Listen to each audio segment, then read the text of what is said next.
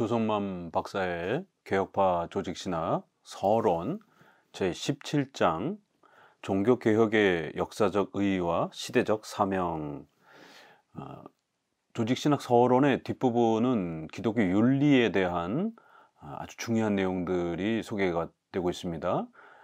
기독교 핵심 교리를 기반으로 해서 이제 그 교리의 열매로 다양한 기독교 윤리의 이러한 구조와 성격들을 우리가 어떻게 이해해야 되는지, 그래서 교리와 윤리의 이러한 구조와 관계를 우리 개혁주의 안에 있어서는 특별히 아주 불가분리의 관계로 이렇게 각각 구별은 되지만 분리되지 않는, 반드시 교리로부터 열매가 나온다라고 하는, 윤리가 나온다라고 하는 이러한 신학 체계를 소개하고 있습니다. 이제 그 마지막 윤리에 대한 이제 그러한 내용으로서 개혁파 신학을 우리가 잘 체계화하게 되면 반드시 기독교인들은 올바른 기독교인으로서의 소명, 하나님 앞에서 우리가 받은 신앙적 소명, 또 그 다음에 생활적 소명, 국가 사회를 또 어떻게 우리가 하나님 앞에서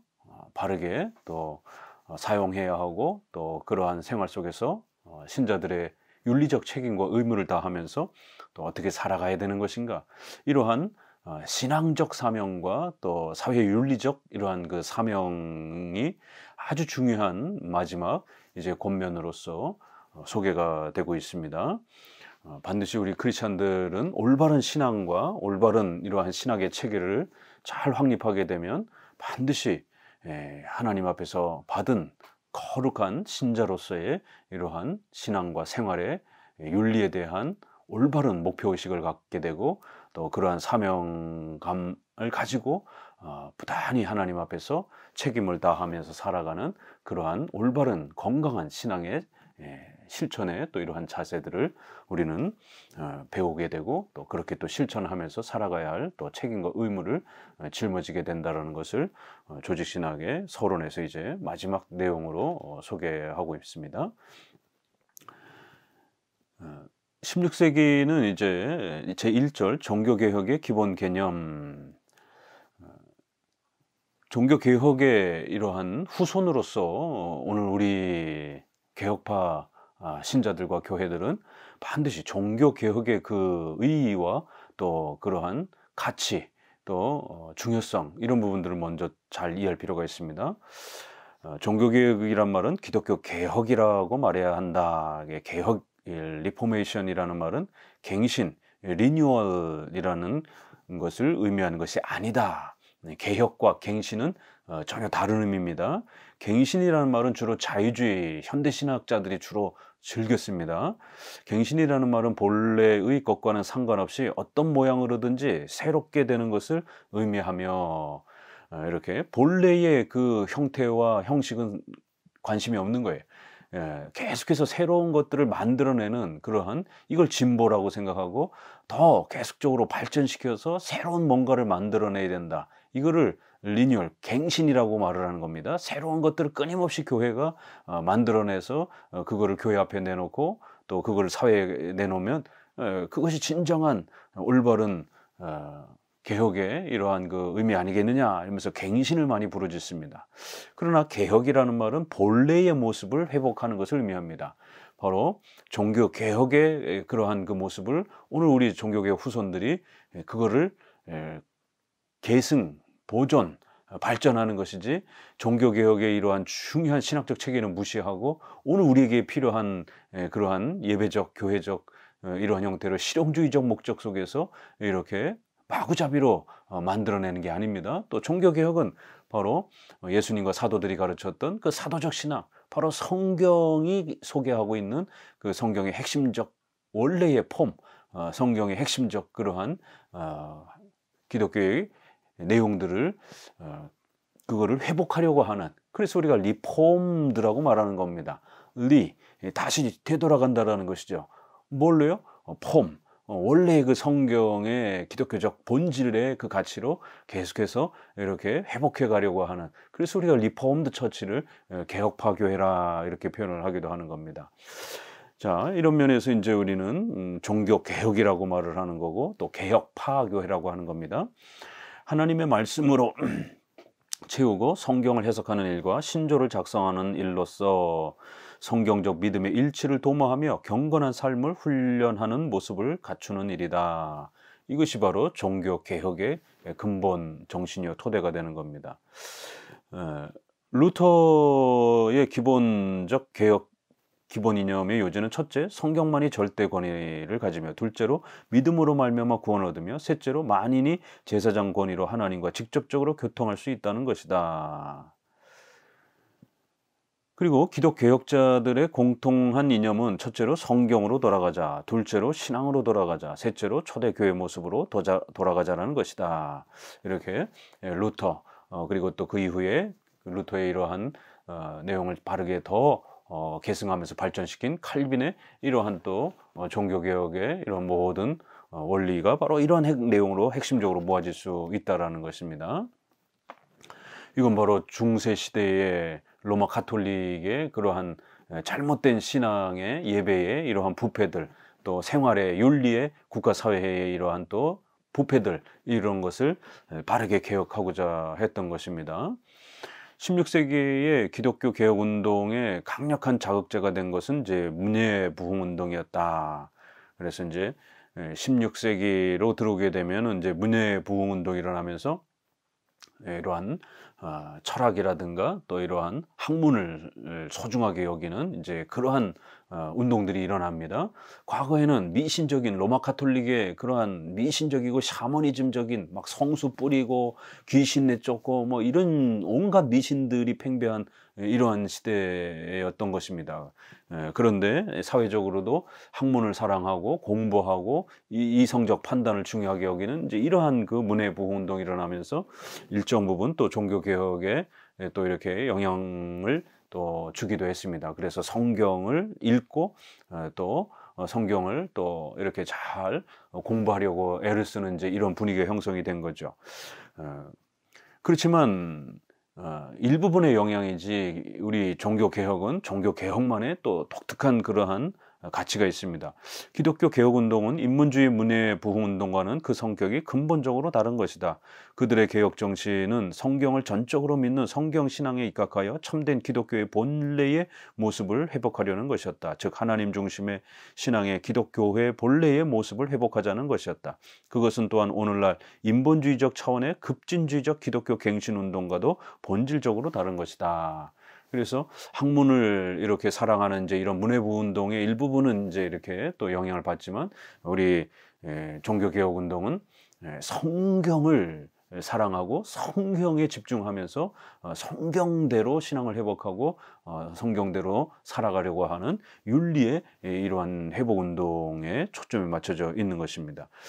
그렇기 때문에 이런 모습은 오늘 우리 현대에 와서도 이 급진주의자들, 소위 자유주의자들, 현대신학자들이 갱신을 이렇게 가르치고 부르짖으면서 사회정의, 인권, 경제평등 이런 것들을 부르짖는 또 이러한 사회개혁의 개념하고 또 전혀 다른 것입니다. 우리는 종교개혁, 교회의 예배와 신학, 그리고 그 교리의 토대로부터 십계명을 중심으로 해서 국가 사회를 이렇게 또 개혁하는 이런 독특한 원리를 갖고 있는 겁니다.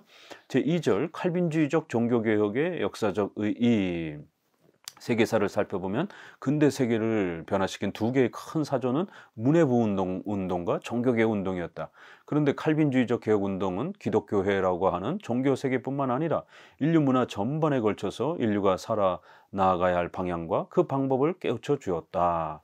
문예부흥 운동은 이렇게 조금만 이렇게 어떤 그 신선함을 주었지 전반적으로 유럽 사회 전체를 영향을 끼치지 못했습니다. 그렇지만 이 종교개혁운동, 루터로부터 시작이 됐고 또 즈빙글리와 칼빈으로 이어지면서 이렇게 칼빈주의적인 또 개혁파적인 이러한 개혁운동은 교회의 개혁뿐만 아니라 로마 가톨릭의 미신을 타파하면서 올바른 예배와 성경을 사랑하는 그러한 교회 개혁도 일어났고 그러한 교회 개혁을 통해서 성도들의 신앙이 건강해지니까 올바르게 하나님 앞에서 하나님의 영광을 위해서 살아가려고 하는 윤리 실천 운동이 사회개혁에 대한 부분까지 또 십계명을 중심으로 해서 또 펼쳐져 가면서 성도들의 가정, 국가, 사회 전반적으로 도덕적 이러한 또 윤리 운동이 또 전 인격적 또 그러한 개선 운동이 또 사회 제도적인 또 이런 모든 부분에 있어서 덕스럽고 또 보편적인 또 이러한 인간의 상식의 이러한 부분으로서 또 개선되어질 수 있는 이러한 많은 부분들이 모습을 갖춰간 것입니다. 그래서 인류 사회 아주 전반적인 부분에 엄청난 또 윤리적인 또 사회의 또 이러한 건강한 개선에 이러한 또 영향을 끼쳤던 것입니다. 이 우주와 역사, 인생에 관한 올바른 세계관과 인생관을 확립해 줬기 때문에 그렇습니다. 이런 관점은 성경의 권위와 하나님의 절대주권 교리 또는 신적 작정 교리에 초점을 맞추고 있는 것이다. 왜 특별히 칼빈주의, 개혁주의가 이런 엄청난 신앙과 사회 전반에 이러한 그 윤리 도덕에 대한 부분을 바르게 개선해 주는 엄청난 영향을 끼쳤는가? 그건 바로 칼빈주의와 개혁주의의 독특한 그 교리에 대한 이해와 또 그 교리의 독특성 때문입니다. 그러니까 루터는 이제 일부분 영향을 또 끼치긴 했지만 루터는 기독론 중심으로 인간의 구원에만 초점을 맞춰 있다 보니까 사회의 또 이러한 또 개선과 이런 거에는 관심이 없었던 것이에요. 그렇지만 칼빈주의, 개혁주의는 이렇게 오직 성경, 그다음에 하나님의 절대주권, 그다음에 하나님의 신적 작정과 섭리로 교회뿐만 아니라 국가 사회 전체를 하나님이 통치하시고 지배하신다라는 이런 강력한 섭리적인 또 교리, 이러한 부분들의 교리적 토대를 통해서 교회 개혁과 우리 사회 전반에 대한 개혁을 통하여 하나님께 영광을 돌리고자 하는 이러한 더 폭넓은 그러한 신앙적 세계관을 칼빈주의는 갖추고 있었던 것입니다. 칼빈주의자들은 역사적 기독교회의 신앙의 일치를 위해 하나님 절대주권의 신앙, 즉 성경신앙에 입각하여 성경의 가르침에 따라 신앙고백서를 작성하고 신앙과 생활의 제2 기준으로 삼았다. 칼빈주의 개혁파 성도들은 이렇게 인간의 구원, 교회에만 이렇게 집중된 것이 아니고 또 그 교회의 개혁에 있어서도 루터파처럼 개인의 구원에만 이렇게 이신칭에만 맞춰져 있던 게 아니고 예배와 또 교회의 또 이러한 전반적인 교회 통치와 정치까지 또 종말론적인 또 이러한 성도들의 삶에 있어서 또 그러한 폭넓은 삶의 모든 부분들을 다루는 또 국가, 사회, 직업, 가정에 대한 이런 부분까지 폭넓은 그러한 신앙적 관점, 섭리에 대한 이러한 인식 때문에 우리의 전 삶을 신앙과 생활 전체에 있어서 하나님께 영광을 돌리고자 하는 이러한 폭넓은 신학 체계를 갖고 있었기 때문에 어마어마한 영향을 끼치고 또 그런 또 인생관 또 신앙관을 가지고 살아가게 된 겁니다. 오늘날도 마찬가지입니다.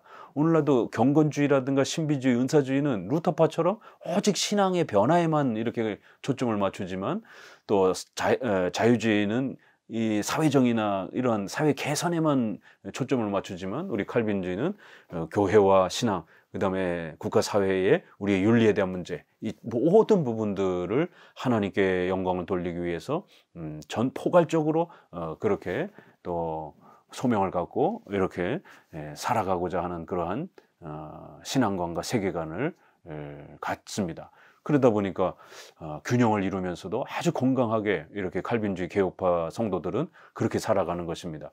어떤 세계관과 신앙관을 갖고 있느냐에 따라 그 사람의 삶은 반드시 그렇게 한쪽으로 치우친 세계관, 신학을 갖고 있으면 한쪽으로 치우친 그러한 또 생활관, 신앙관을 갖고 살아가게 됩니다. 그러나 개혁파는 아주 균형 있는 신앙과 생활에 있어서 이렇게 체계가 잘 잡혀져 있는 그런 특징을 갖고 있습니다.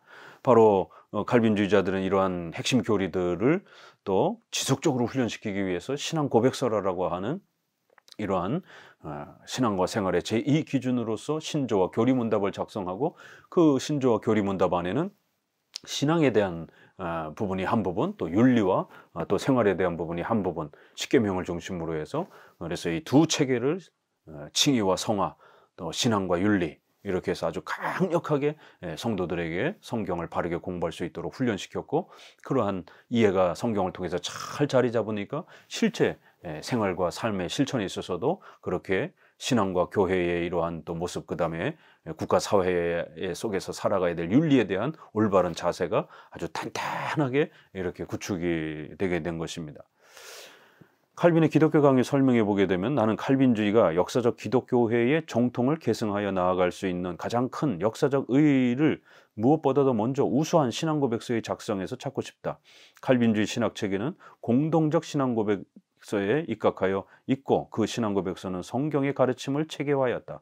공적이며 정당한 신앙고백서가 명문화된 것이 없다면 신앙과 생활의 규준이 분명치 못하게 되는 동시에 기독교 신앙의 일치를 보존할 수 없게 된다. 그렇게 해서 이렇게 성경을 우리가 바르게 이해해야 되는데, 성경은 워낙 방대하기 때문에 그 성경의 핵심 요약을, 핵심 교리를 이렇게 신조와 교리문답으로 정확하게 요약해서 그거를 부지런히 성도들에게 훈련시키고 가르치는 겁니다. 그렇게 되면 성경을 이해할 수 있는 아주 놀라운 힘을 갖게 되고, 성경을 정확하게 이해하게 되면 신앙행 교회에 있어서나 또 윤리와 사회에 또 이러한 생활에 있어서나 아주 균형을 이루면서 하나님의 올바른 뜻을 실천하기 위하여 강력한 이러한 또 힘을 내게 된다는 것입니다.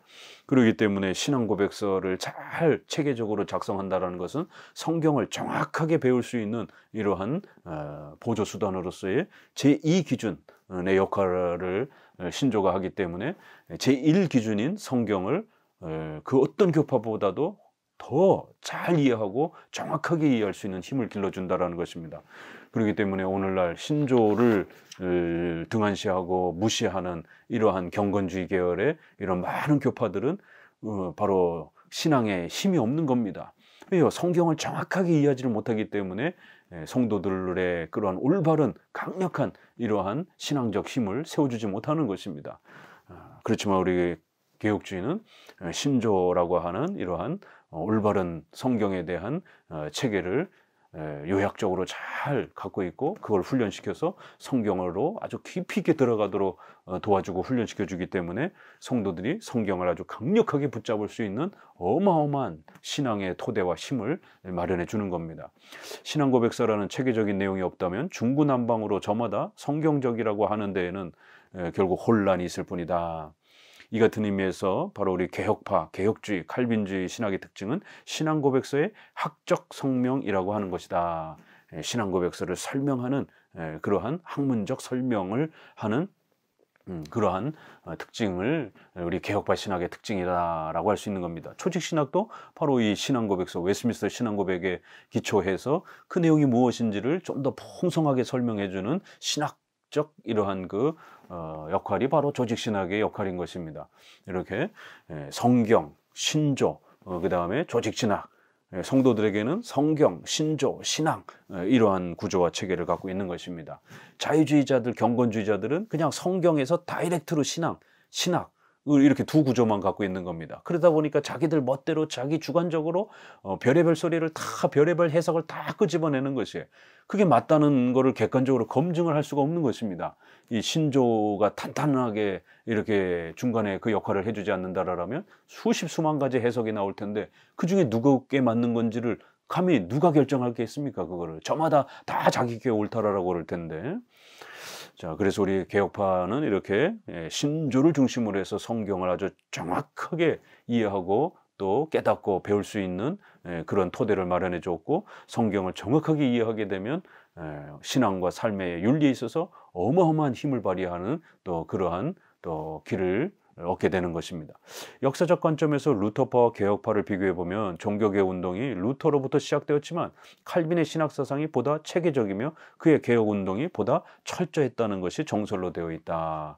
루터파는 기독론에만 이렇게 제한되어 있고, 또 신학만 강조하면서 신조의 역할이라든가 이런 부분들을 제대로 이렇게 구축하지 못해서 더 큰 영향력을, 또 그다음에 견고한 신학의 체계를 수립하지 못한 것입니다. 그래서 나중에 17세기로 들어오게 되면 루터파와 루터의 그 지역 안에서 독일을 중심으로 해서 자유주의와 신비주의가 더 폭발을 하게 되는 이제 이러한 변질된 그러한 또 신학들이 난무해지는 것을 보게 됩니다. 그렇지만 루터파에도 신조가 몇 개 있지만 많지는 않습니다. 그러나 우리 개혁파는 각 지역마다 이렇게 신조들이 아주 풍성해지면서 신조를 더욱 발전시키면서 성경을 성도들이 아주 풍성하게 힘있게 공부할 수 있도록 그렇게 체계를 수립해 준 겁니다. 16, 17세기 기독교 개혁운동은 기독교 회의의 본질을 지키는 일이며 신앙적 전통과 정통을 계승해 나아가는 일이었다. 결국 이렇게 종교개혁의 시작은 성경을 정확하게 배우고 깨달을 수 있도록 도와주는 그런 엄청난 바로 신앙의 개혁의 시대였다라는 겁니다. 칼빈파의 이러한 신조는 이제 칼빈의 기독교 강요를 중심으로 해서 기독교 강요 안내서 또 그다음에 17세기로 이제 이렇게 넘어오게 되면 뭐 하이델베르그 요리문답부터 시작해서 또 프랑스 신조 또 스코틀랜드 신조, 벨직 신조, 네덜란드 도르트 신조, 웨스트민스터 신조 이렇게 각 지역마다 어마어마한 이러한 신조의 또 그런 발전과 체계가 수립이 됩니다. 루터파 교회 신조는 주로 덴마크, 스웨덴, 노르웨이 이렇게 아주 지역이 한정되게밖에 이렇게 영향을 못 끼칩니다. 그것도 결국 나중에는 신조를 제대로 이렇게 잘 계승하지 못하고 결국 신앙의 체계가 약하다 보니까 성경의 핵심 교리를 잘 요약해서 신조를 수립해야 되는데 결국 그 성경적 교리에 대한 이러한 그 열정은 이제 사그라들고 오히려 자기들의 그러한 해석을 남발하면서 결국 온갖 철학적인 그러한 잘못된 율법주의적인 이러한 내용들이 신조 안에 들어가면서 극단적 신조주의 경향으로 이렇게 변질되어져서 극단적 신조주의 형태의 폐단을 낳게 됩니다. 올바른 성경적 교리를 신조로 잘 정립해 두게 되면 그 신조는 성경을 배우는데 어마어마한 도움이 됩니다. 그런데 이런 성경적 교리가 빠지고 정작 자기들의 그러한 주관적인 그러한 해석을 주장하면서 그거를 신조로 만들어 놓고 그거를 지키도록 강요하고 이렇게 되면 결국 로마 카톨릭과 똑같은 성경의 내용이 아니라 자기들의 그런 이득과 교파의 욕심을 담아내는 그런 법령을 만들어 놓고 그거를 율법적으로 요구하는 이제 이러한 극단적 그 스콜라주의 형태가 발생이 되는 거죠. 여기에 대한 반발로 결국 신조를 거부하고 신조에 대한 아주 반발이 심해지면서 기독교는 체험이다, 뜨거움이다, 경험하는 거다 이러면서 결국 이제 스페너, 프랑케, 진젠돌프 이런 사람들이 17세기에 소위 경건주의, 신비주의 운동이 독일에서 폭발을 한 겁니다. 이에 루터파 교회의 죽은 정통에 반항하여 독일 경건주의 운동이 생겨나기도 했다.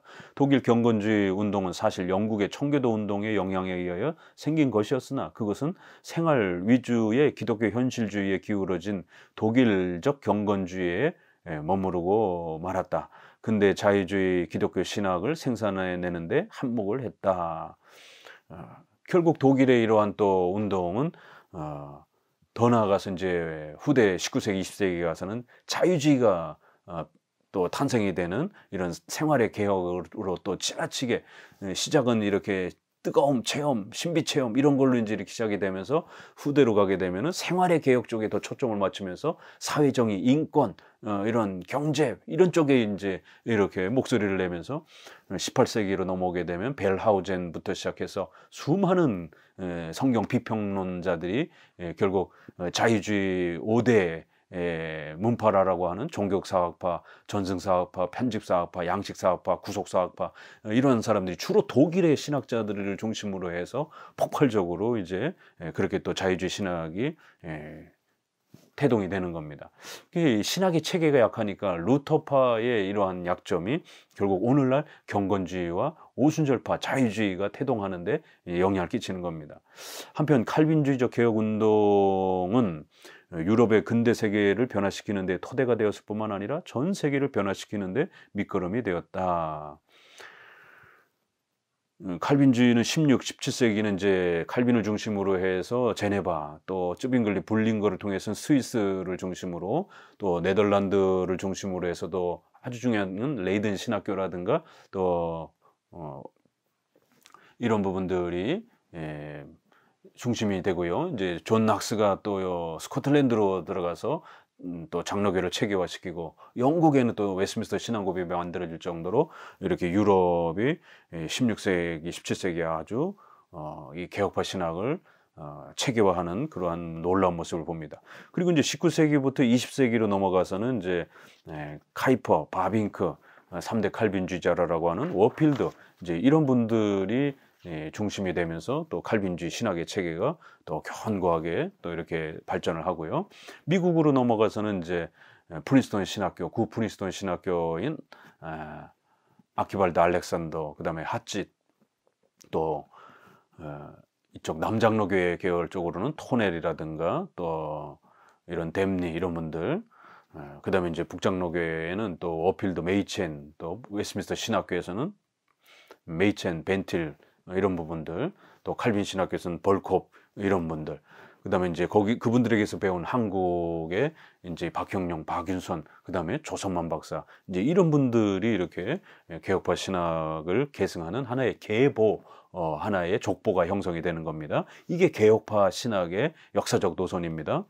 루터파의 개혁운동과 개혁파의 개혁운동의 영향의 차이점은 신조의 차이점에 기인하고 있다고 할 수 있다. 이게 첫 번째는 루터파도 신조를 이야기는 했지만 칼빈주의처럼 그렇게 신조를 제2 기준으로 삼을 정도로 그렇게 강하게 어필하지 않았습니다. 그러다 보니까 신조가 더 발전하지 못한 거죠. 루터파는. 칼빈주의는 신조가 아주 굉장히 많이 발전을 합니다.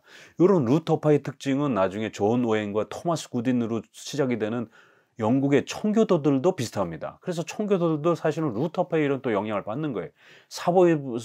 신조, 사보의 선언을 제시했지만 그들은 그거를 제2 기준으로 삼지 않고 그냥 보조 자료로만 이렇게 이야기합니다. 그래서 그들은 각 교회가 이걸 어떻게 사용할 것인지에 대해서는 자유다 이렇게 허락을 합니다. 그러나 우리 웨스트민스터 이 계열은 이거를 교회 헌법에다가 이렇게 수록해서 우리 목사, 장로 7대 선서에 있는 것처럼 엄격하게 법적으로 서약하는 서약 개념으로 신앙과 생활의 제2 기준으로 그렇게 법령으로 강조하는 이러한 또 강조점이 있었던 것입니다. 그렇기 때문에 루터파, 회중파는 신조를 언급하긴 하지만 우리처럼 법령, 기준으로 삼지는 않는다라는 것. 개혁파, 웨스트민스터 장로교 개혁주의는 그걸 법령으로 삼는다라는 거예요. 그 다음에 그 신조의 내용에 있어서도 루터파는 기독론, 구원론 중심이에요. 이것도 회중파도 마찬가지예요. 그런 쪽에 더 강조를 하고 회심 이런 쪽에 또 많이 강조를 합니다. 그러나 장로교의 7대 교리는 신조의 이러한 그 구성을 보게 되면 7대 교리 전체가 골고루 그 다음에 신앙과 윤리 부분 전체를 포괄하는 이런 형태로 내용면에 있어서도 훨씬 더 체계적이고 포괄적입니다. 결국 루터파는 인간의 구원, 즉 이신칭의의 강조점을 둔 체계이며 칼빈파는 철저하게 하나님의 주권성에 기초를 둔 신앙 고백서의 체계다. 칼빈의 신학 체계는 성경 전체의 요지를 정확하게 파악하였다는 것을 단적으로 보여주고 있는데 그것은 바로 성경의 계시성과 하나님의 주권성에 그 기초를 두고 있는 점이다. 이렇게 칼빈의 신학 체계는 하나님의 절대 주권을 강조하는 특징, 그 다음에 성경의 계시성, 철저하게 성경을 사랑하고 성경을 구원에 있어서뿐만 아니라 또 우리 생활에 있어서 전반에까지 하나님의 계시에 또 이러한 토대로 그렇게 성경에 집중하는 이런 자세. 루터파는 구원에 필요한 정도의 율법의 일사용, 종교적 사용, 죄를 지적하는 이런 부분만 강조합니다. 그러나 우리 칼빈주의는 율법의 삼용법, 성화의 규범으로도 또 십계명을 중심으로 해서 생활의 기준으로 십계명을 사용하는 또 이러한 놀라운 또 면이 있는 것입니다. 성경은 기독교 신자에게 정확한 신관, 우주관, 역사관, 인생관이라고 하는 계시의 안경을 제공하고 있다. 성경은 신앙만 가르치고 있는 게 아니라 7대 교리, 또 그 다음에 신앙과 윤리, 이런 천포괄적인 그러한 신앙관과 세계관을 우리에게 가르치고 있다는 겁니다. 그걸 가장 잘 담아낸 게 바로 개혁파 신학인 것입니다. 신적 작정의 교리야말로 하나님의 절대주권 교리이며 하나님과 우주와 역사와 인생의 관계를 명확하게 가르쳐주고 있는 교리이며 모든 사고와 논리의 출발점이며 신앙의 기초가 되는 것이다. 신적 작정 교리야말로 하나님 중심주의 칼빈주의 신학 체계의 토대인 것이다.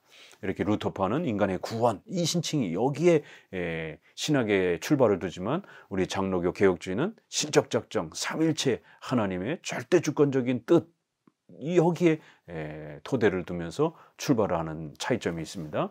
세계 개혁파 교회들의 기준 문서는 엄밀히 말해서 정통 프로테스탄트 기독교의 신앙적 기준이 되는 웨스트민스터 신앙고백서는 철저하게 하나님의 주권 신앙을 토대로 하여 작성된 체계적 문서이다. 이제 우리가 왜 장로교 개혁주의 이 서약의 표준 문서로 서약하고 있는 웨스트민스터만 봐도 이렇게 그 구조가 루터파의 구원론 중심의 이런 특징하고는 다릅니다. 1장의 성경, 그 다음에 그리고는 신속기 2장에서부터 5장까지는 신론을 앞에다가 배치시켜서 하나님의 절대주권, 신적 작정, 3장의 신적 작정, 5장은 하나님의 섭리, 이런 신론을 중심으로 해서 하나님의 주권성이 아주 강력하게 신학의 기본과 뼈대를 형성해 주는 것입니다. 처음부터 끝까지 하나님의 주권적 신앙을 고백하고 있다. 또 소요리 문답, 대요리 문답 1문에서도 인생의 제일 된 목적은 무엇이냐라고 했을 때 루터는 구원과 행복 이쪽에 초점을 맞추지만 우리는 구원도 중요하지만 그보다 더 하나님의 영광이 우리의 모든 신학의 근본과 뿌리가 되어야 된다라고 1문에 이렇게 신론적 대답을 하고 있는 겁니다. 이런 것이 바로 하나님 중심의 칼빈주의 인생관이며 또 신앙관으로 이렇게 뼈대가 갖춰져 있는 것입니다. 또 웨스트민스터 신앙고백 32장, 33장도 보면 종말론인데 하나님의 주권적 식적 작정에 의한 종말에 관하여 설명합니다. 여기서 우리는 웨스트민스터 신앙고백서의 구조가 성경의 우주관, 역사관, 인생관은 시원적이며 시작이 있다라는 거예요. 섭리적이며 종말적임을 믿는 성경 신앙의 기초가 있음을 알 수 있다. 그래서 종말을 설명할 때도 그저 역사적으로 자연적으로 종말하는 게 아니라 바로 하나님이 창조하신 그 거대한 시작이 이제 하나님의 계획에 따라 맞춰지는 시작과 종말 전체가 하나님의 주권과 섭리의 계획 속에서 마무리된다라고 하는 그러한 시원적 종말론, 시작과 종말 전체를 하나님의 주권 안에서 설명하는 그런 방식으로 종말론 2장을 설명을 합니다. 이런 게 이제 차이가 있는 겁니다. 신중심적 칼빈주의의 장로 정치 제도는 근대 세계의 민주주의 대의 정치를 탄생시킨 모태가 될 사실과 칼빈주의 하나님의 주권적 예정 교리가 근대 자본주의 발생과 정치, 사회, 문화의 발전 과정에서 크게 공헌한 사실을 부인할 수 없는 것이다. 그러니까 우리는 수천 년 전에 또 종교개혁 시대 500년 전 종교개혁 시대 때도 장로교 제도를 펼친 겁니다. 장로교 제도란 모든 성도들이 다 같이 정치 참여하는 회중주의하고 다른 겁니다. 또 1인이 지배하는 로마 카톨릭과 감독 중심으로의 감리교하고 다른 겁니다. 그럴 때 장로교는 목사와 장로, 그 성도들의 회중의 대표가 권위를 가지고 교회를 통치하고 다스리는, 그리고 또 그들 대표들이 또 여럿이 모여서 지역의 대표들이 모인 노회, 또 그리고 그 전국적 대표들이 모이는 총회, 이러한 교회의 대표자들이 결국 통치하고 그들은 반드시 교회법이라고 하는 또 성경의 원리를 따라 교회법을 만들고 그 법에 의해서 모든 회와 또 각 교회들이 통치와 다스림을 받는 법치주의라는 개념, 그 다음에 대표가 통치하는 대의 정치, 그리고 장로, 평신도의 대표인 장로가 이러한 권위를 갖고 통치에 참여하는 대의 민주주의 정치, 이런 민주주의의 이러한 또 원리, 이런 것들이 장로 정치 안에 이렇게 펼쳐지고 있었던 것입니다. 이것이 국가사회로 넘어가면서 왕족 제도의 봉건주의 사회에서 결국 이제 종교개혁 시대를 거치면서 민주주의의 이러한 그 형태로 국가가 발전하도록 장로교회가 어마어마한 영향을 끼친 겁니다. 1인 지배체제는 왕족 정치요 봉건주의 형태의 스타일인 것이죠. 또 회중들이 모두 다 그냥 다수결로 하게 되는 것은 엄청난 무질서를 각오해야 됩니다. 또 그다음에 선동, 선전, 파벌 싸움 이런 걸 각오해야 됩니다. 그래서 그리스에서도 이런 직접 민주주의를 하지 않은 것입니다. 왜냐하면 그 피해가 너무 컸기 때문에. 그래서 로마 시대도 보게 되면 공화 정치, 그다음에 그리스도 보게 되면 간접 민주 정치 형태가 이렇게 대표를 뽑아서 통치하는 간접 민주 정치가 발전하기 시작한 겁니다. 그런데 오늘날 존 오웬과 토마스 굿인, 그 다음에 미국으로 넘어온 뉴 잉글랜드의 존 커튼, 토마스 후커라든가 코튼 매더 이런 사람들이 회중파 청교도들이 회중파 정치를 주장을 하면서 오히려 이러한 대의 정치의 이런 장로교의 총회, 교회법, 법치주의 이런 개념을 다 붕괴시켜 버렸습니다. 그거를 또 가장 좋아하는 이제 후손들이 조나단 에드워드하고 그다음에 로이드 존스 이런 분들인 것입니다. 결국 이러한 로이드 존스를 신학의 롤 모델로 삼고 있는 한국 개혁주의 설교 연구원 서창원 목사님이라든가 또 김남준 목사라든가 부흥가 개혁사의 또 백금산 목사라든가 이러한 대표적인 회중파 계열의 청교도를 추구하고 있는 또 그러한 신학자들이 총신대 이상홍 교수라든가 이렇게 에드워드를 전공한 이런 분들이 결국 회중파 청교도의 개혁주의를 가장 건강한 것처럼 지금 이렇게 소개하고 있는, 그게 개혁주의의 정통인 것처럼 이렇게 소개하고 있는 참 안타까움을 보게 됩니다.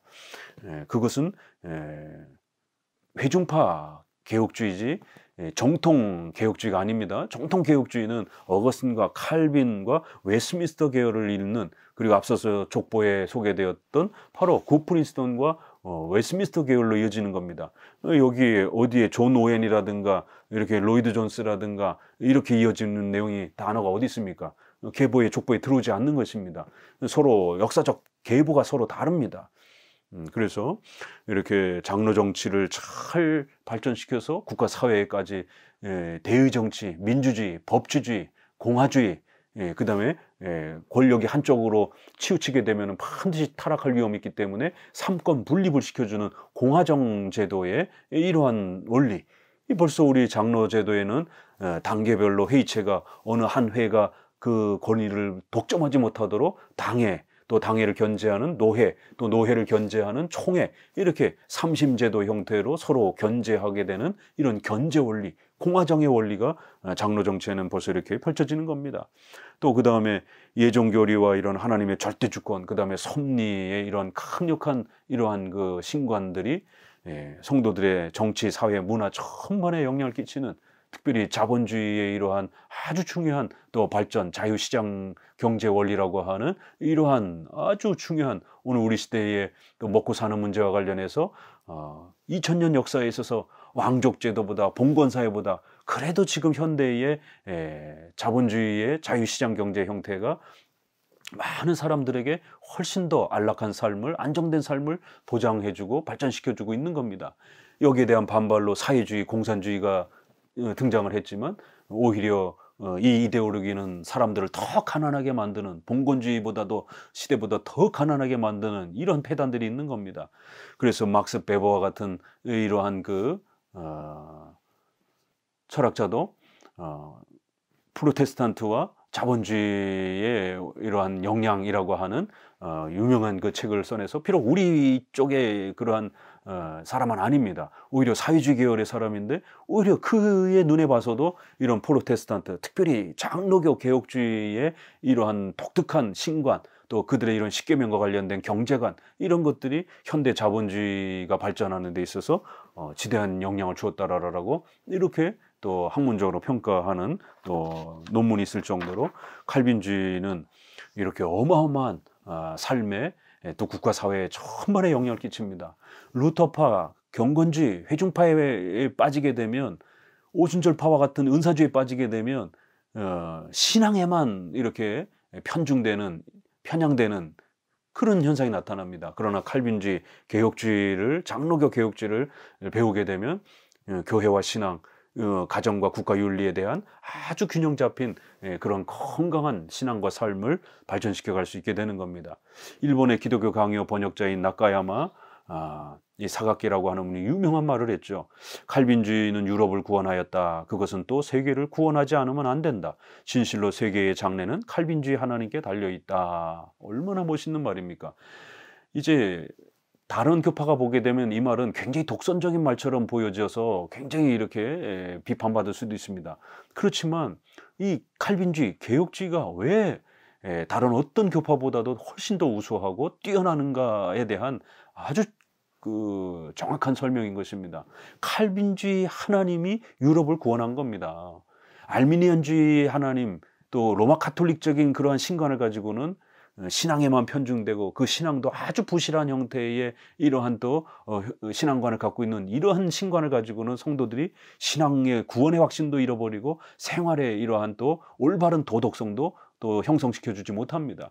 중세의 그 수많은 부패와 타락의 이 변질 속에서 결국 칼빈과 찌빙글리와 이런 개혁파의 신학자들을 통해서 소개된 바른 신관이, 바른 구원관이 결국 유럽을 교회를 구했고, 또 교회가 건강해지니까 국가 사회가 도덕적으로 건강해지는 이런 엄청난 변화가 나타난 겁니다. 그래서 칼빈주의가 가르치는 바로 그런 하나님의 절대 주권, 신적 작정과 섭리의 삼일체에 기초한 이런 올바른 신관이 결국 교회도 살렸고 국가 사회도 살리는, 그래서 칼빈주의 하나님이 유럽을 구원하였다라는 겁니다.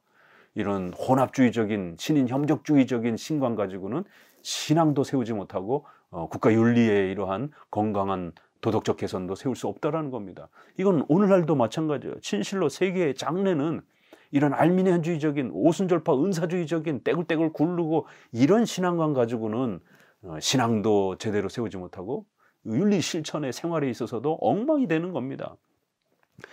세계의 장래는 이러한 칼빈주의 하나님께, 칼빈주의에서 가르치는 올바른 신앙관, 구원관, 윤리관에 기초되어 있다는 것을 꼭 명심하셔야 됩니다. 그래서 왜 이 조직신학 서론을 통해서 왜 우리가 칼빈주의를 해야 되는지, 왜 우리가 개혁주의 신앙을 해야 되는지 끊임없이 거듭거듭 강조하고 있는 것입니다. 3절,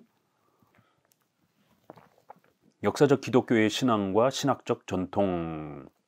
기독교회는 크게 둘로 나누어 구교회와 개혁교회다. 구교회는 로마 가톨릭 교회와 히랍 종교회로 나누며 개혁교회는 루터파와 칼빈파로 구별된다.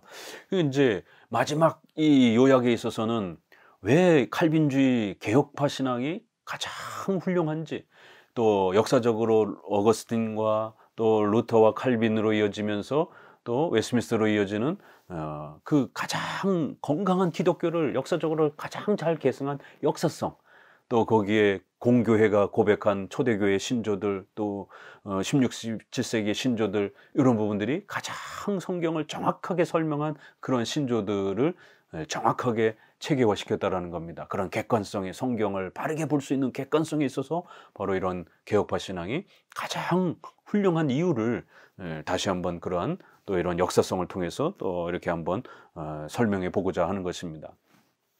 이렇게 크게 구교회와 개혁, 프로테스탄트 이렇게 나눠지고, 그 프로테스탄트 안에는 또 루터파와 개혁파 교회가 또 이렇게 형성이 되는 겁니다. 여기 이제 프로테스탄트 중에 이단으로 이제 비판받는 신비주의를 추구하는 제세례파, 그리고 그 제세례파의 스타일을 물려받는 침례교, 이제 제세례파는 이단이고 침례교는 이단은 아니에요. 왜냐면 제세례파와 같이 삼일체나 기독론에 있어서 비성경적으로 아주 넘어가진 않았기 때문에 침례교는 그래도 이 프로테스탄트 범위 안에 건강한 쪽으로 남아 있는 것입니다. 그렇지만 개혁파만큼 건강하진 않았던 거예요. 그래서 이 프로테스탄트 안에 루터파와 개혁파가 가장 그래도 초창기에 건강한 모습을 가지고 있었고, 침례교와 제세례파는 이제 비정통 입장으로 이제 이렇게 취급을 합니다. 그래서 정통적 입장에는 루터파 정통과 칼빈파 정통이 있고, 비정통파 입장에는 이렇게 침례교라든가 또 제세례파, 그 다음에 소키누스주의라고 하는 소위 말해서 자유주의를 주장했던, 성경을 믿지 않고 예수님의 신성을 믿지 않았던 이러한 자유주의, 오늘날 자유주의와 같은 그러한 철학에 기초하는 이러한 자유주의 계통의 또 신비 체험을 강조하는 신비주의의 이러한 사람들은 비정통 입장으로 이렇게 이제 구별을 하는 겁니다. 자, 그럼 역사적 정통 개혁파 교회가 왜 이렇게 우리가 구별을 해야 되고 중요한가? 그건 바로 가장 오래된 역사, 그 다음에 가장 건강한 핵심 이러한 또 신조의 이러한 부분들을 잘 계승한 그런 정통, 전통, 역사성, 그 다음에 발을 정자를 써서 초대교회 신조의 칼케톤 신조, 사도 신조, 니케아 신조 이런 입장들이 칼빈의 기독교 강요에 그대로 들어옵니다. 신앙고백서와 교리문답에 아예 그걸 해설을 합니다. 이렇게 가장 또 올바르게 지켜왔던 기독교의 뿌리들을 그대로 계승하는 정통성 이런 부분들을 지켜나가는 기독교회를 개혁파 신앙이 가장 잘 지켜온 겁니다. 역사적 기독교의 기본 신조인 사도 신조를 으뜸으로 하여 이렇게 니케아 신조, 니케아 칼케톤, 콘스탄티노플 신조, 칼케톤 신조, 아타나스 신조, 그 다음에는 이제 16, 17세기에 들어와서는 다양한 지역에 있는 또 이러한 신조들, 이런 부분들이 개혁파 신학을 통해서 가장 잘 계승되어 온 겁니다. 이 역사적 기독교의 전통적 입장을 계승하고 지켜나감에 있어서 가장 체계 있게, 가장 정당하게, 가장 의미심장하게 신학적 지주를 세워서 가장 효과 있게 기독교의 개혁을 주도해 나가면서 근대 세계를 변화시킨 칼빈주의 정통을 특히 우리는 역사적 기독교회의 진정한 정통이라고 말한다. 칼빈주의 기독교회는 장로교회이며 개혁파 교회이며 또 프로테스탄트 정통교회이며 신율적 복음주의, 성경을 하나님의 말씀으로 고백하고 우리의 생활의 규범으로 삼는 신율, 율법, 하나님의 율법을 신앙에 있어서 생활에 있어서 이렇게 소중한 토대로 삼는 그런 표현에서 신율이라는 말을 쓰는 겁니다. 율법주의다 이런 뜻이 아니에요. 신율적 그러한 복음주의 성격을 갖고 있는 겁니다. 그래서 기독교 정통신앙을 가장 올바르게 계승하고 있는 게 개혁파 신앙인 것입니다. 칼빈주의 정통에 입각하여 있는 개혁파 교회의 신앙은 한마디로 하나님의 절대주권 신앙이다. 이것은 개혁파 교회의 신앙과 신학의 골격이다. 자, 그러면서 개혁파 교회는 성경을 신앙과 생활의 첫째 기준으로 믿으며 신앙고백서를 두 번째 기준으로 믿는다. 신앙고백서를 제2 기준으로 믿는 것은 신앙고백서과 성경교리 그대로 체계적으로 집약되어 있기 때문이다. 칼빈의 기독교 강요가 정통신학의 고전으로 높이 평가받고 있는 것도 바로 이런 사도신조를 비롯하여 위에 열거한 기독교의 고전적 기본 입장에 명시하고 있는 신앙적 입장을 그대로 계승하기 때문입니다. 그러므로 기독교의 정통성 또는 전통성이란 성경의 모든 교리를 믿는 모든 기독교회가 기독교회사를 통하여 계속적으로 지켜온 사도적 신앙의 전성을 의미하는 것이다. 이런 의미에서 개혁파 교회의 신앙적 입장을 프로테스탄트 전통 혹은 정통주의 혹은 보수주의라고 일컫는 것이다. 그러니까 초대교회 5개 신조, 그 다음에 어거스틴의 그런 입장, 이것이 칼빈의 기독교 강요에 의해서 그대로 어거스틴을 거의 그대로 계승합니다. 기독교 강요만 봐도 어거스틴은 얼마나 많이 언급하는지 모릅니다. 그 다음에 사도신경을 아예 그대로 해설을 합니다. 그냥 본인의 그런 교리문답이라든가 기독교 강요에서 아예 챕터를 두고, 그만큼 초대교회의 어거스틴과 초대교회의 그 5개 신조의 교리적 입장을 그대로 계승하는 거예요. 근데 루터의 신앙고백서를 보게 되면 절반은 있는데 절반은 없는지 이런 아쉬움이 있는 겁니다. 결국 17세기에 17세기로 이제 넘어와서 웨스트민스터 신앙고백은 또 칼빈이 이거를 잘 계승한 것이고요. 근데 1750년에 넘어오게 되면 존 웨슬레가 감리교회를 이제 이렇게 만듭니다. 그럴 때에 어거스틴과 칼빈이 제시했던 중요한 내용들이 많이 빠집니다. 루터파처럼 반 이상이 빠져나가는 거예요.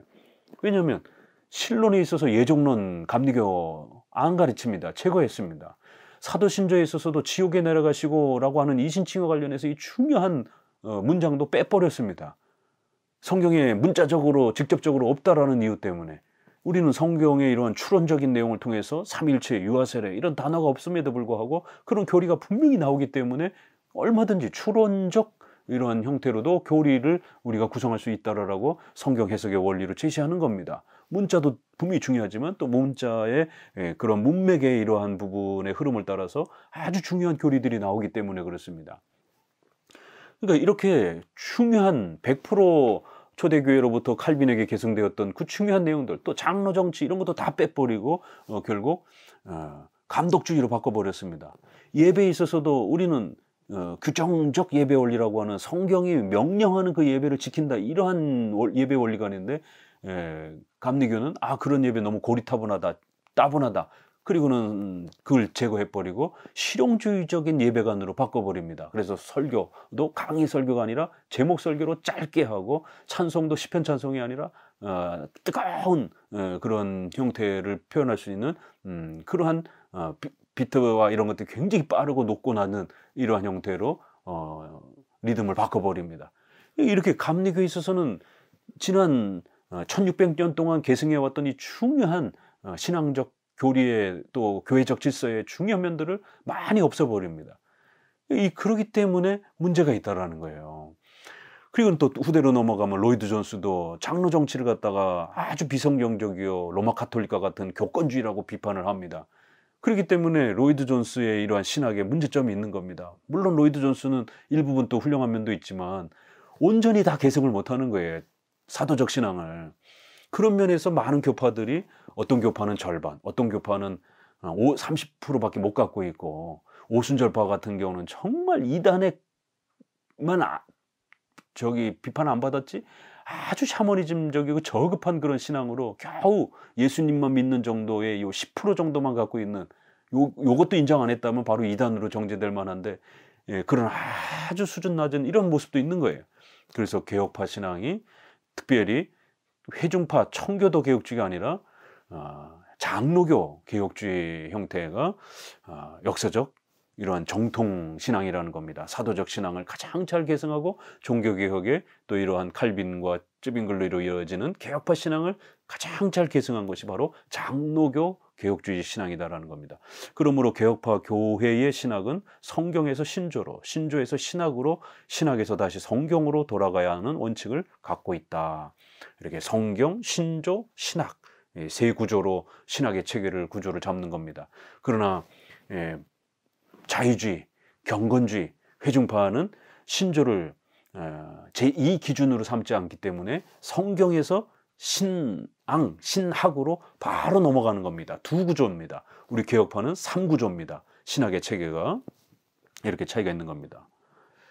어떤 사람들은 성경 해석에 의하면 성경의 기록이 잘못된 부분이 있다라고 이제 이렇게 주장을 하는데, 그들은 주장하기를 기독교회가 역사를 통하여 고백해 온 정통적 신앙 고백서를 무시하고 성경으로부터 직접 신앙을 논해야 한다고 한다. 그들은 자기의 주관적 견해에 의한 합리적 해석에 의하여 성경의 오류를 지적하며 성경 교리에 대하여 거부감을 느끼며 교리라는 말만 들어도 알레르기 반응을 일으킨다. 우리는 이 같은 사람들을 자유주의라고 말한다. 왜냐하면 그들은 교리로부터 성경의 권위로부터 자유롭게 되어 생각하고 행하려고 하기 때문이다.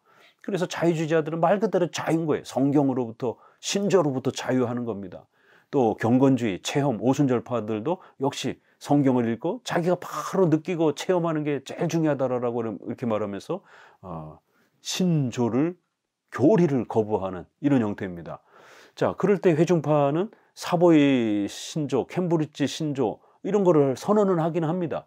자유주의나 경건주의처럼 아주 대놓고 신조를 무시하진 않아요. 형식적으로는 인정합니다. 그러나 그것이 그들의 신앙의 교회에 있어서 이 기준이 되진 않습니다. 그냥 보조자료 정도로만 사용될 뿐이에요.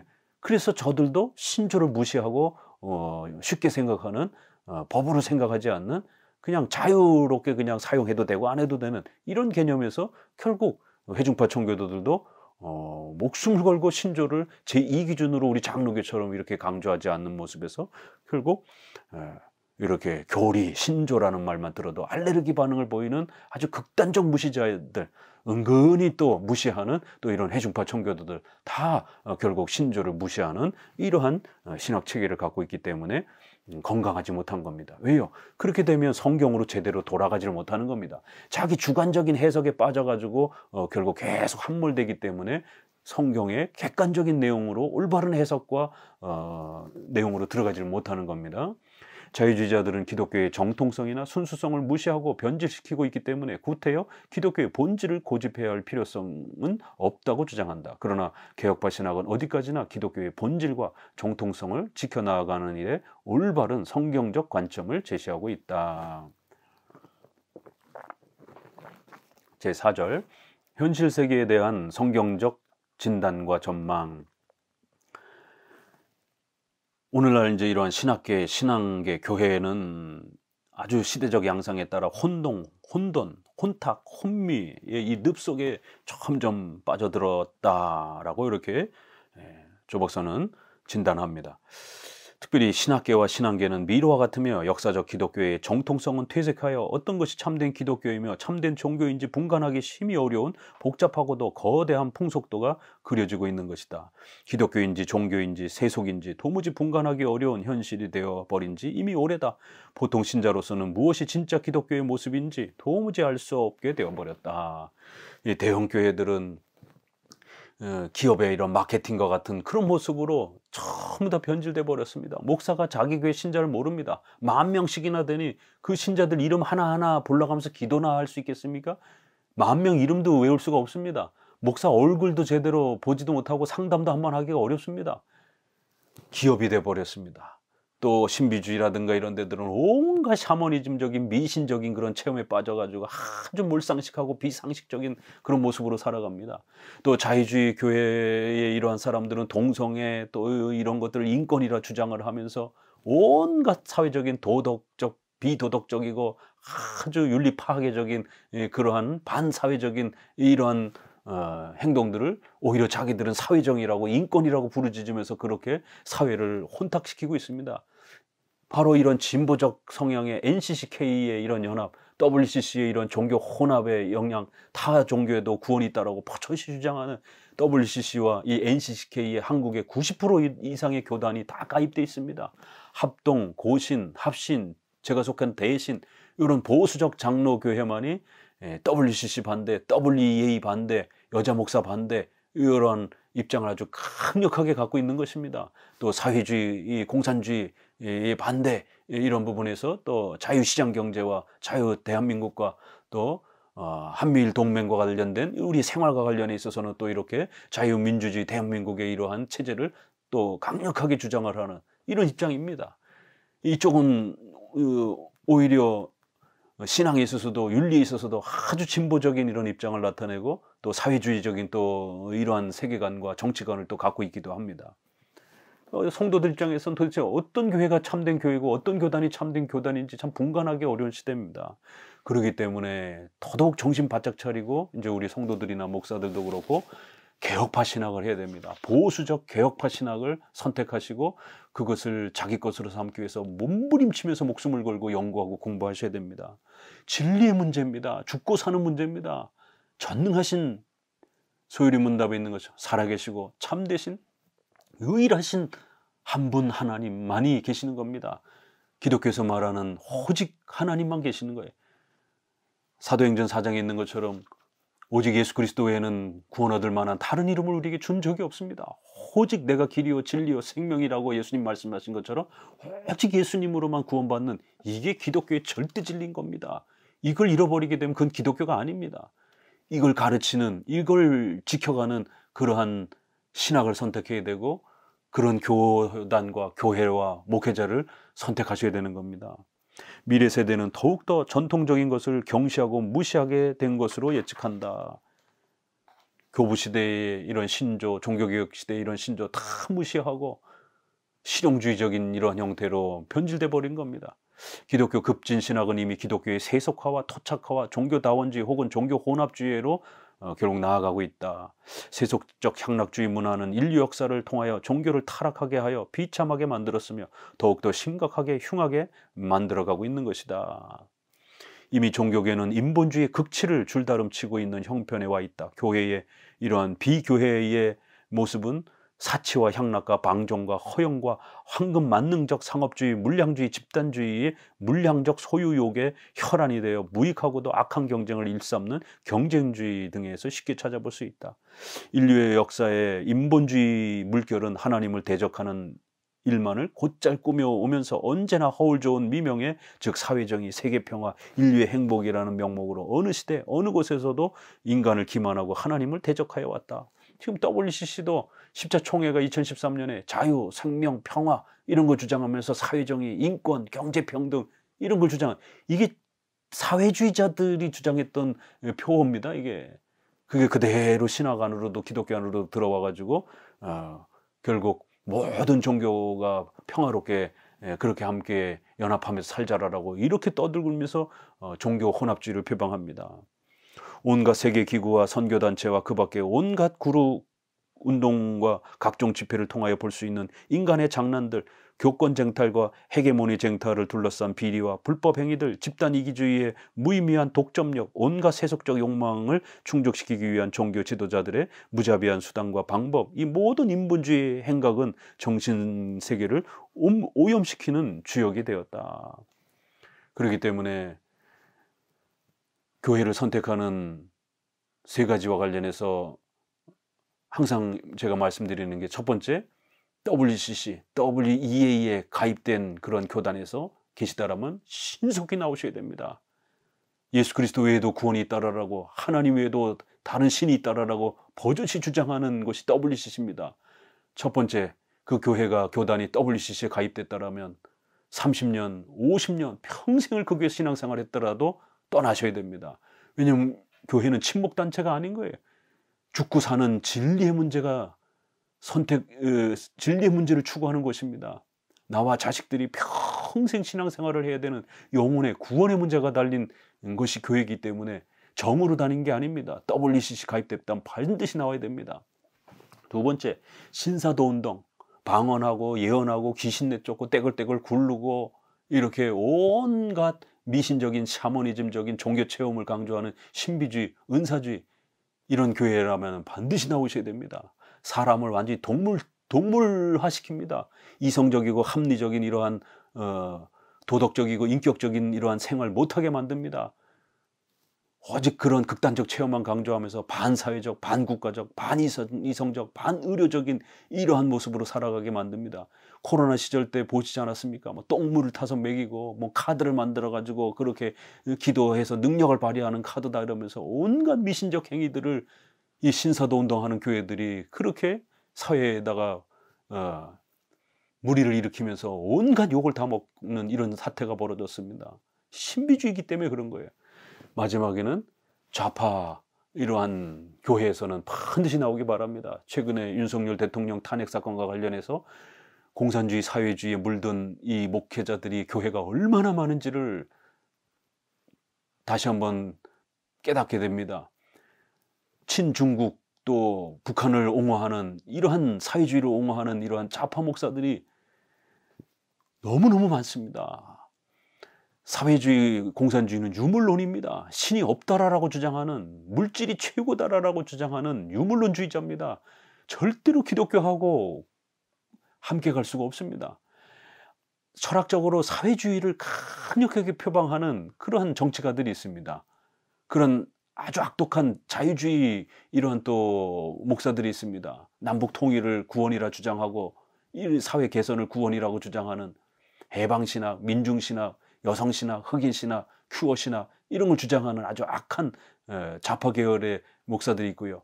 또 좌파 개혁주의 목사들도 있습니다.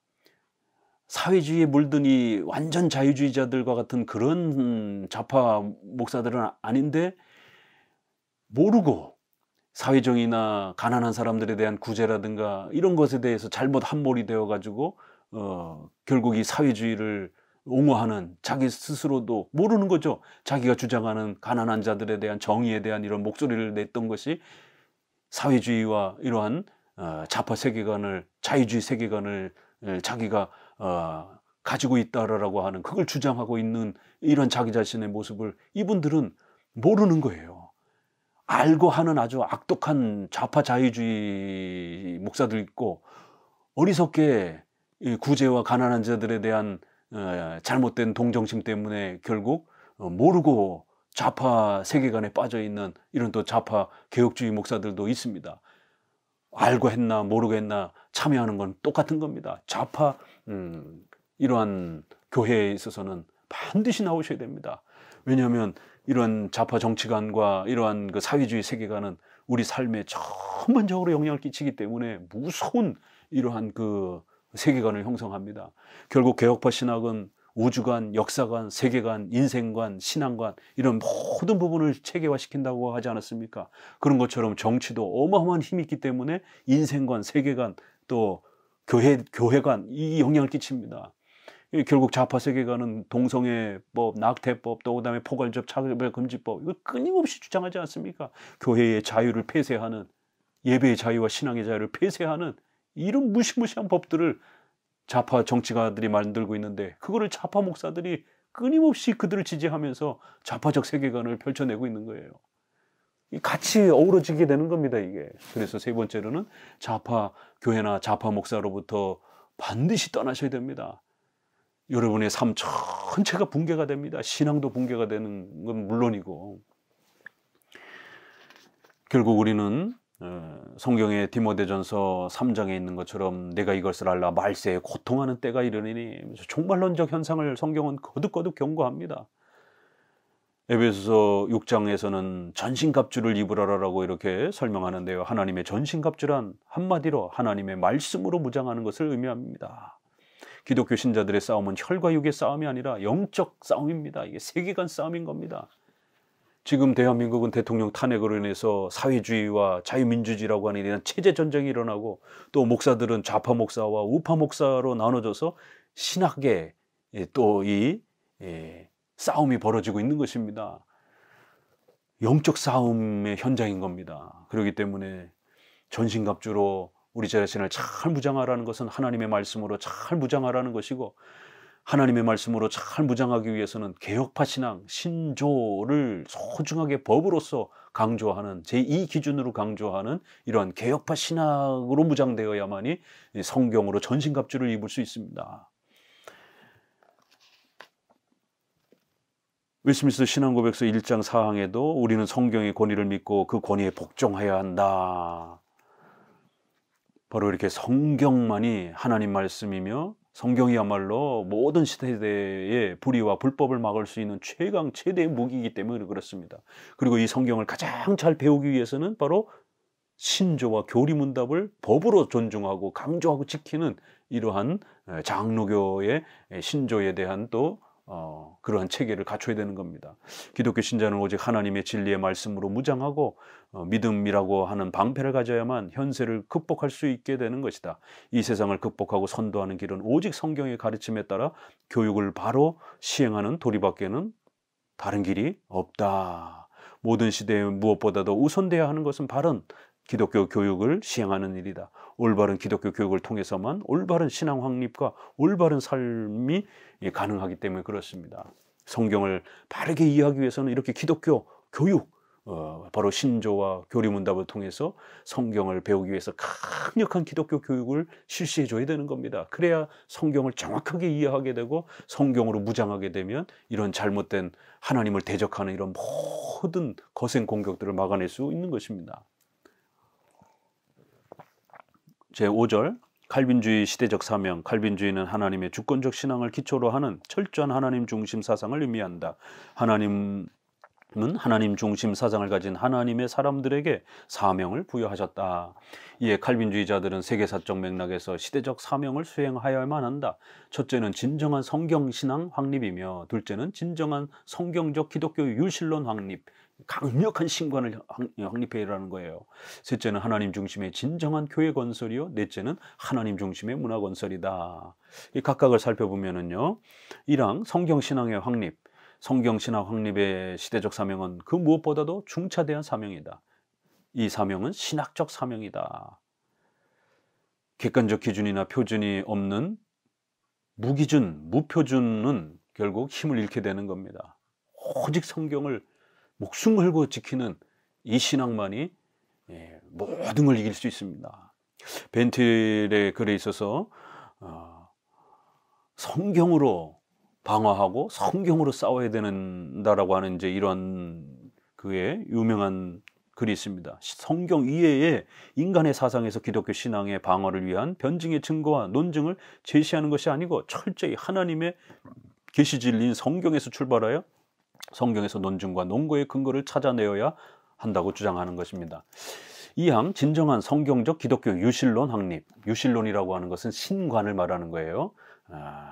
삼위일체의 하나님의 절대 주권, 이런 올바른 신론, 그걸 유실론이라고도 이렇게 또 표현을 하는 겁니다.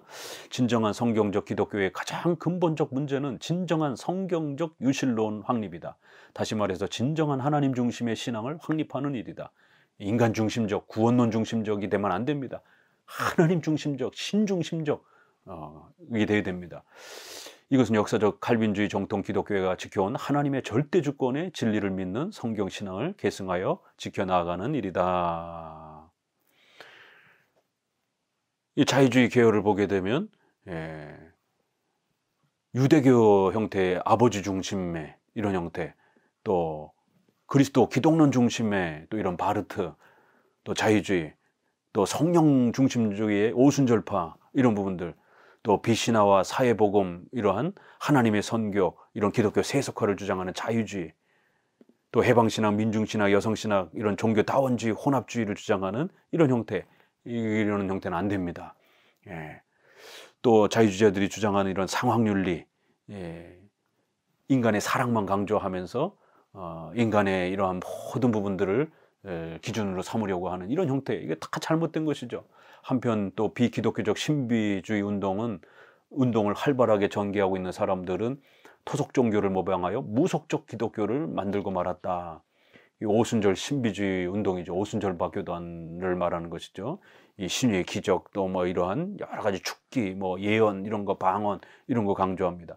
이러한 경향은 이미 16, 17세기에 나타났던 강신술자들의 모습에서도 찾아볼 수 있는 현상이다. 16세기에서도 제세례파가 이렇게 직통계시하고 가정자하고 꿈, 예언, 환상 이런 거 주장하고 쓰러지고 이런 것들, 칼빈과 그 종교개혁 시대로부터 이단으로 정죄받은 겁니다. 이게 다시 1700년으로 와서 프랑케, 슈페너, 진젠돌포를 통해서 다시 또 경건주의라는 이름으로 다시 등장을 한 겁니다. 그거를 또 발전시킨 게 웨슬레의 또 이러한 부흥운동 형태로 또 그렇게 펼쳐진 겁니다.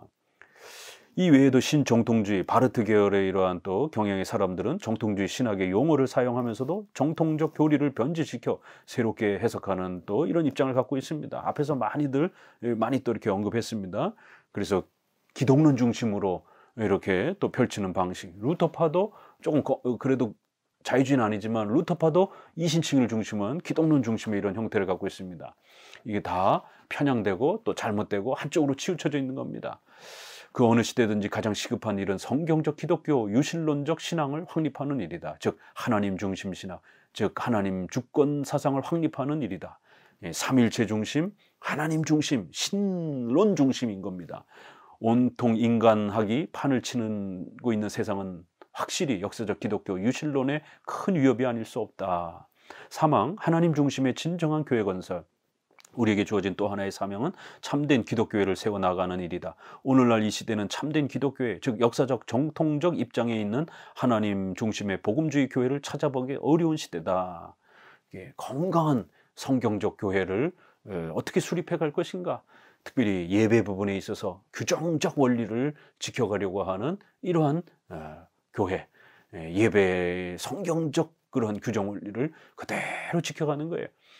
설교는 강의 설교가 돼야 되는 거고, 또 시편 찬송, 또 성찬 세례 이런 부분을 중요하게 여기는, 또 성찬을 자주 행하는 것, 또 그다음에 교리문답 이런 부분을 강조하고, 또 교회 정치 부분에 있어서는 장로 정치의 이런 질서 체계를 가지고 있는 이러한 예배와 교회 정치의 성경적 규정 원리를 갖고 있는 겁니다. 이러한 교회를 가장 우리가 성경적 교회라고 이렇게 주장을 하는 것입니다. 세속화론자들은 교회는 선교적 차원에서 세속화되어야 한다고 주장한다. 그러니까 이들은 교회가 사회복지단체가 돼야 된다는 거예요. 왜? 사회정의, 인권 이런 거를 펼치는 게 구원이다라고 주장하면서 사회복음을 강조하기 때문에 교회는 그런 사회복지센터 같은 역할을 해야 되는 걸로 주장을 하는 겁니다. 또 신비주의자들의 교회가는 강신수를 습득하는 곳으로 신유의 장소, 또 기적을 체험하고 이런 온갖 또 종교 체험을 경험하는 그런 공간으로 이렇게 또 교회를 또 변질시켜 놓았습니다. 또 무교회주의자들은 교회의 필요성이나 존재 가치를 부인합니다. 그래서 오늘날 인터넷이 발달된 이제 이런 시대에 현장에 모이지 않으려고 하는 이러한 또 사이버 교회, 무교회주의의 이러한 또 형태, 교회 안 나오고 혼자서 그냥 유튜브 시청하면서 혼자서 신앙생활 하려고 하는 이런 무교회주의, 이것도 다 잘못된 교회관들입니다. 정통적 기독교회는 어디까지나 에클레시아로서의 교회이며 하나님과의 관계에서 신자의 영적 교통을 교회의 본질이라고 믿으며 하나님의 부르심을 받은 자들의 모임을 교회의 형태로 보는 동시에 교회의 하나님 나라의 성격을 강조한다. 이 교회는 하나님의 주권적 교회이다. 하나님의 나라는 최종적으로 천국을 통해서 완성될 것입니다. 그러나 주기도문에 있는 것처럼 하나님의 나라가 임하옵시고 이 땅에서는 하나님의 나라가 유형교회, 각각 지역에 흩어져 있는 바로 교회가 하나님의 나라인 것입니다. 그래서 반드시 성도들은 성경적 교회를 또 찾고 또 참여하고 또 지켜가셔야 됩니다.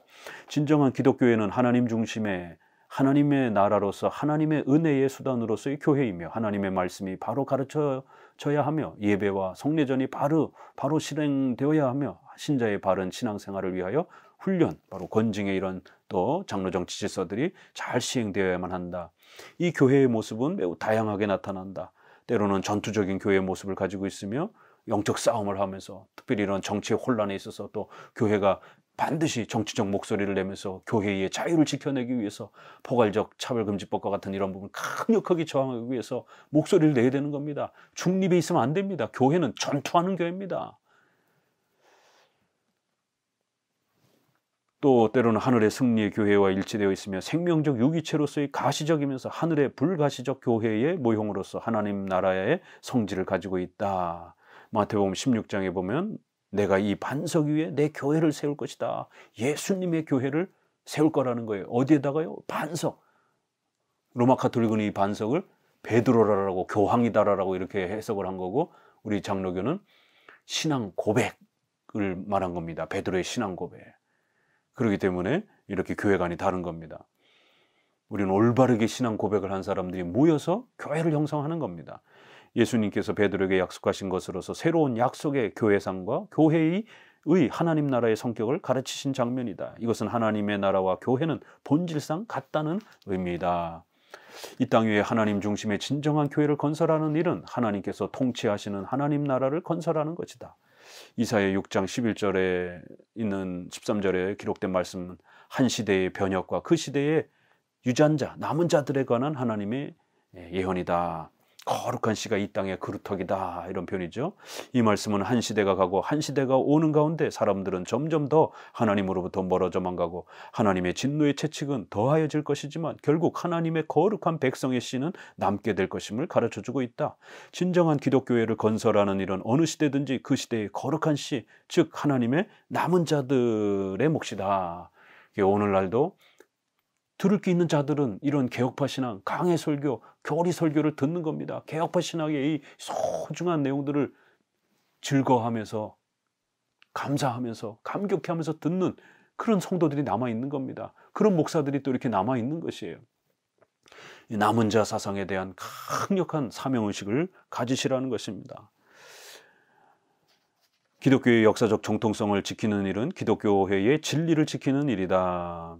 이 집은 살아계신 하나님의 교회요 진리의 기둥과 터인이라는 디모데전서 3장 15절의 이 성경 말씀은 진정한 기독교인이라면 하나님의 계시 진리의 토대 위에 굳게 서서 기둥과 터로서의 하나님의 교회를 세워 나가야만 하는 사명이 있음을 의미하고 있는 것이다. 그리고 이 말씀은 참된 기독교회를 세워 나가는 일이야말로 기독교회의 존재 가치를 보존하는 일이라는 것을 가르치고 있다. 하나님 중심의 역사적 기독교회의 참된 모습을 회복하기 위해서는 참된 기독교 개혁운동이 있어야만 한다. 그래서 성도들은 반드시 개혁파 교회를 찾으시고 개혁파 교회에 참여하셔서 그 개혁파 교회를 남기고 또 계승하기 위해서 희생하면서 봉사하셔야 되는 사명이 있는 겁니다. 마지막 사항, 하나님 중심의 문화 건설. 하나님 중심의 진정한 문화를 이룩하여 나아가는 일이다. 이것은 하나님의 문화 명령을 일반 은총이죠. 문화명령을 준행하는 일로서 문화 전반에 걸쳐서 기독교적 유실론에 입각한 사회변혁 운동이 전개되어야만 한다는 의미이기도 하다. 구체적으로 정치, 경제, 사회, 문화의 전 영역에서 하나님 중심의 사조를 형성해 나가는 일이다. 이렇게 루터파처럼 신앙과 교회에만 이렇게 빠져 있는 게 아니라 신앙과 교회가 견고하게 강력한 신관으로 확립되어 있으면 하나님의 영광을 위해서 우리의 국가, 사회, 직업, 가정 전체까지 십계명 하나님의 말씀을 따라서 우리가 또 개혁해 나가고 죄악들을 점점 우리가 또 개선시켜 나가고 하나님의 이러한 말씀이 적용되어지면서 더 건강한 사회로 이렇게 빛과 소금의 역할을 감당해야 되는 또 그러한 창조 명령, 하나님의 이러한 문화 명령을 또 우리가 가지고 있는 겁니다. 우리는 절대로 금욕주의, 이원론이 아닙니다. 국가와 교회 두 개 모두 균형 있게 우리가 사명을 감당해야 됩니다. 오늘날 문화의 영역에서 인본주의적 기독교 계열에 있는 사람들이 앞서 있는 것을 본다. 그들은 사회 참여, 정치 참여니 하며 사회 복음화와 사회 변혁 또는 정치 혁명을 부르짖는다. 그들은 한결같이 기독교회의 세속화를 시도하고 있다. 신비주의자들은 아예 사회에 관심이 없는 그런 또 외골수적이고 폐쇄적인 이런 게 문제고, 또 자유주의자들은 또 신앙을 무시하고 사회정의만 또 이렇게 목숨 거는 또 이러한 또 극단이 있는 것이죠. 양쪽 다 잘못된 겁니다. 진정한 기독교회는 사회 변혁이나 정치 혁명을 목적으로 하는 것이 아니라 개인의 영혼 구원과 동시에 사회 문제를 비롯하여 인간의 문화권 전반에 관한 문제를 철저하게 하나님 주권 사상에 입각하여 그리스도의 복음을 전파하는 선교적 차원에서 그 사명을 다하여 나아가야만 한다.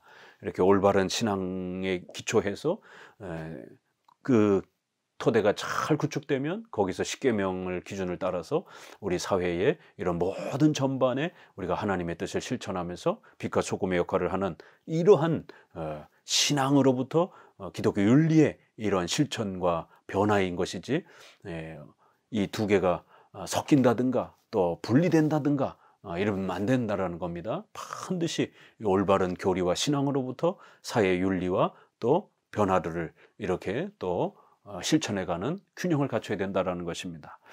이렇게 제 17장 우리 개혁파 신자들, 개혁파 교회의 이러한 역사적 의의와 또 시대적 사명을 마지막으로 소개해드리면서 조직신학 서론이 모두 끝났습니다.